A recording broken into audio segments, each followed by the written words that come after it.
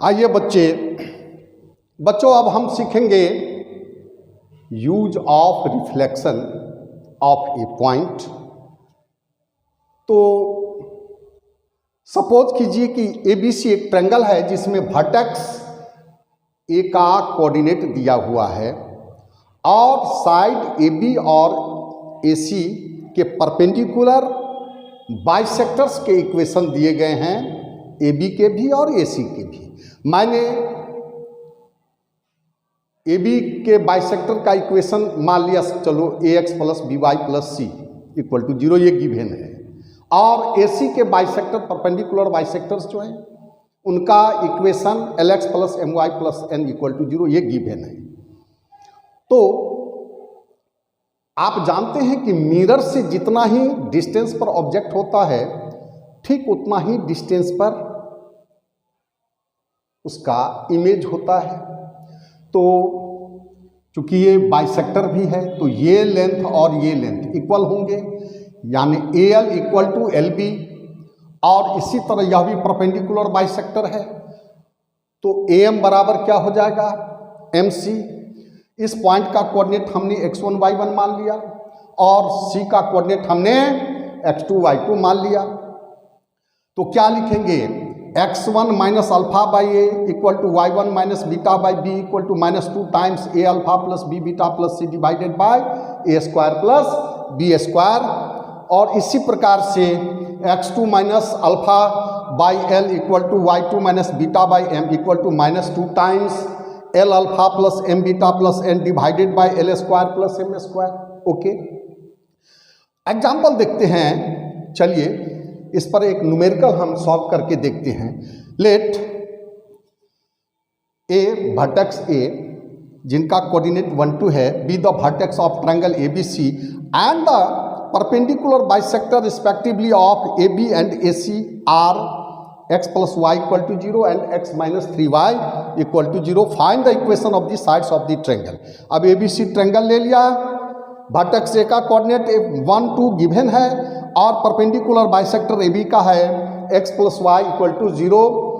Vertex B का coordinate मैंने x1 y1 माना, इसी तरह वर्टेक्स C का कोऑर्डिनेट हमने x2 y2 माना और ये AC का परपेंडिकुलर बाइसेक्टर का इक्वेशन x - 3y = 0। तो क्या लिखेंगे हम, x1 - 1/1 y1 - 2/1 = -2 टाइम्स हो जाएगा 2 + 1 डिवाइडेड बाय 1² + 1², है ना। और यहाँ से x2 - 1/1 = y2 - 2/-3 = -2 टाइम्स क्या दोगे 1 - 3 × 2 डिवाइडेड बाय 1² + 3²। सो यहाँ से ले लीजिए आप ये और ये कैंसल, x1 - 1 = -3, सो x1 की वैल्यू -2। सिमिलरली y1 - 2 = -3, तो y1 की वैल्यू -1। यानी कोऑर्डिनेट ऑफ B निकल गया -2, -1।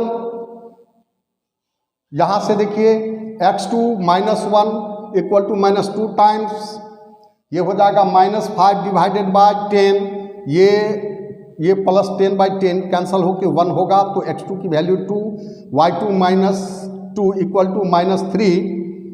यहाँ से मल्टीप्लाई हो जाएगा -3 × 1, दिस इम्प्लाइज y2 की वैल्यू -1। सो स्लोप ऑफ हम यहाँ से निकाल सकते हैं, स्लोप ऑफ AB यह कितना हो जाएगा 2 -+1 डिवाइडेड बाय 1 -+2, सो 3/3 1 आ गया। सो equation of AB is y - 2 = यही पॉइंट ले लेते हैं, y - 2 = स्लोप हो गया 1 × x - 1, सो y = x + 1। AB का इक्वेशन निकल गया। स्लोप ऑफ AC कितना होगा, तो AC का स्लोप हो गया -1 - 2 divided by 2 -1, so -3। So equation of AC is, यही पॉइंट ले लेते हैं, तो y - 2 = -3 × x - 1, y + 3x = 5।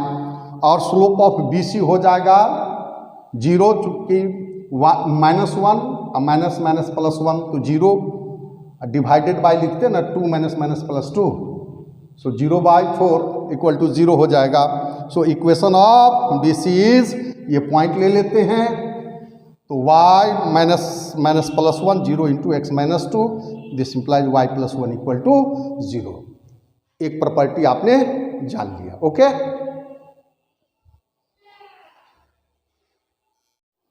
बच्चों आइए अब हम रिफ्लेक्शन की दूसरी प्रॉपर्टी जाने। यह ABC ट्रायंगल है। Okay, vertex alpha beta suppose करो गिवन है, B और C एंगल का, ये एंगल B का इंटरनल बाइसेक्टर है और ये एंगल C का इंटरनल बाइसेक्टर है, यानी यह एंगल और ये एंगल इक्वल हैं, ये एंगल और ये एंगल इक्वल है।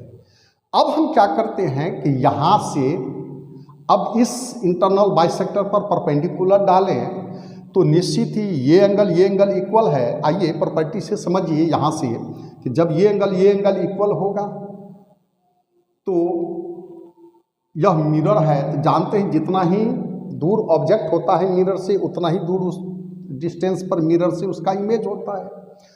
तो कहने का मतलब कि अगर यह मिरर है, अब चूंकि ये 90 डिग्री है, परपेंडिकुलर डाले हैं, तो ये लेंथ, अब ये एंगल इक्वल है, तो ये लेंथ और ये लेंथ इक्वल होंगे, यानी इस ऑब्जेक्ट का इमेज जो होगा वो लाइन BC पर पड़ेगा।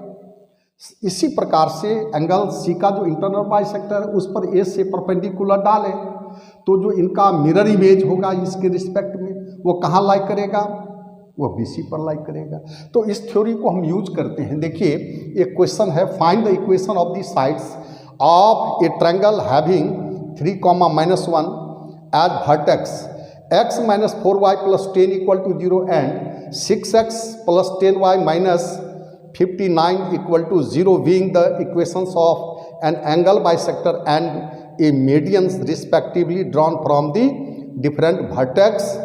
तो ट्रायंगल के साइड्स का इक्वेशन निकालना है। अब मान लो कि ABC ट्रायंगल है तो वर्टेक्स A हमने सपोज किया कि 3, -1 ले लिया। अब B से हम इंटरनल बाइसेक्टर ले लेते हैं, ये इंटरनल बाइसेक्टर, और C से हम मीडियंस ले लेते हैं, ये मीडियन है।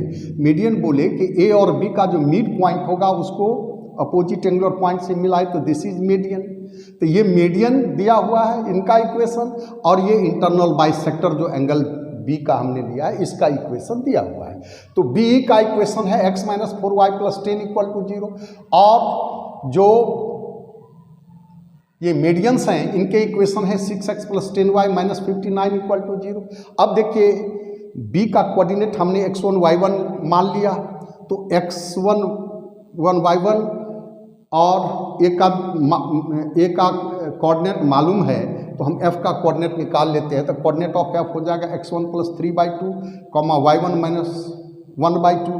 अब ये पॉइंट कहाँ लाई करेगा, ये देखिए मीडियंस पर लाई करेगा, तो मीडियंस का इक्वेशन तो ये दिया हुआ है, इसमें पुट कर दिया, इसको सॉल्व किया तो यहाँ से आया 3x1 + 5y1 = 55, इसको 1 मान लिया। अब रही बात यहाँ से देखिए ये क्या कहते हैं इंटरनल बाइसेक्टर, ये देखिए इंटरनल बाइसेक्टर है, इस पर तो x1 y1 लाई करता है, तो इंटरनल बाइसेक्टर के इक्वेशन को सेटिस्फाई करेगा, तो ये सेकेंड इक्वेशन हुआ। अब 1 और 2 को सॉल्व कर लिया तो यहाँ से x1 की वैल्यू 10 आया, y1 की वैल्यू 5 आया, तो B का कोऑर्डिनेट मालूम हो गया। ओके, B का कोऑर्डिनेट मालूम हो गया। चलिए अब हम अगर इसके रिस्पेक्ट मतलब मिरर के रिस्पेक्ट में इस पॉइंट का इमेज निकाले तो यह BC पर होगा। तो अगर हम इस पॉइंट का कोऑर्डिनेट मालूम कर लें तो B का कोऑर्डिनेट मालूम हो ही गया और इनका कोऑर्डिनेट मालूम हो जाएगा, तो BC का इक्वेशन लिखेंगे। तो आइए इसके बाद हम कंटिन्यू जारी रखते हैं इसको।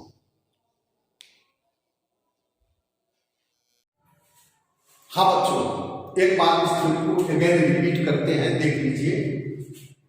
P पॉइंट ऑब्जेक्ट है और ये मिरर है, इसके रिस्पेक्ट में Q इमेज है, ये एंगल इक्वल है और ये इक्वल है, तो ये भी इक्वल होंगे। मान लीजिए यह हम आर में लिखते हैं तो पी आर बराबर आर क्यू हो जाएंगे। इसी थ्योरी का हम यूज करते हैं। यह एंगल बाइसेक्टर है, यहाँ से इस पर परपेंडिकुलर डाल दिया एंगल बाइसेक्टर पर, ये लेंथ और ये लेंथ इक्वल होगा। अब इसका ये इमेज जो होगा यही बीसी लाइन पर होगा, इसको अल्फा बीटा मानेंगे। तो अब मिरर का इक्वेशन दिया हुआ है तो क्या हो जाएगा, alpha minus 3/1 equal to beta minus minus plus 1/-4 equal to -2 times 3 plus -4 into -1 plus 4 हो जाएगा, plus 10 divided by 1 square plus -4 का स्क्वायर प्लस 4 का स्क्वायर, ये होगा -2 इंटू 17/17, ये कैंसिल हो गया तो -2 पर रिमाइंडर में बचेगा -2। अल्फा बराबर क्या हो जाएगा 3 - 2 equal to 1, beta plus 1 equal to -4 into -2 plus 8 होगा तो बीटा इक्वल टू 8 - 1 7 हो जाएगा। तो इस प्रकार से अल्फा बीटा की वैल्यू आ गया। अब 2 पॉइंट मालूम है तो इससे स्लोप निकालेंगे बीसी का, तो 5 - 7/10 - 1 -2/9, और ये पॉइंट मालूम है तो हम क्या लिख सकते हैं y - 7 upon equal to -2/9 x - 1 multiply कर देंगे, क्रॉस मल्टीप्लिकेशन से आ जाएगा 2x + 9y इक्वल टू 65। अब BC और CF के पॉइंट ऑफ इंटरसेक्शन से गुजरती है लाइन AC, तो AC का इक्वेशन क्या लिखेंगे हम, 2x + 9y - 65 plus lambda times 6x + 10y - 59 equal to 0। और पास कहाँ से करती है 3, -1 से, तो सब्स्टिट्यूट किया 2 × 3 + 9 × -1 -65 plus lambda times 6 × 3 + 10 × -1 -59 equal to 0। तो यहाँ से -65 - 9 -74 + 6 -68 प्लस लैम्डा टाइम्स ये हो जाएगा 18 ना -69 तो -51, तो लैम्डा की वैल्यू -68/51, इसको सॉल्व करिए -4/3। इस लैम्डा की वैल्यू को इसमें सब्स्टिट्यूट कर दिया और सॉल्व किया, इक्वेशन डायरेक्ट निकल के आ जाएगा 18x + 13y - 41 इक्वल टू 0। तो इस प्रकार से BC का इक्वेशन निकाल लिया।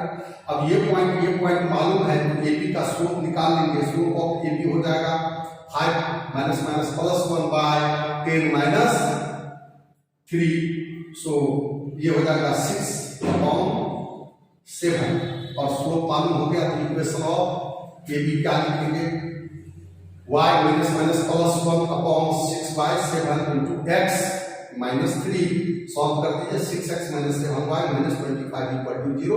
इस प्रकार से तीनों साइड का इक्वेशन हमने निकाला। ओके।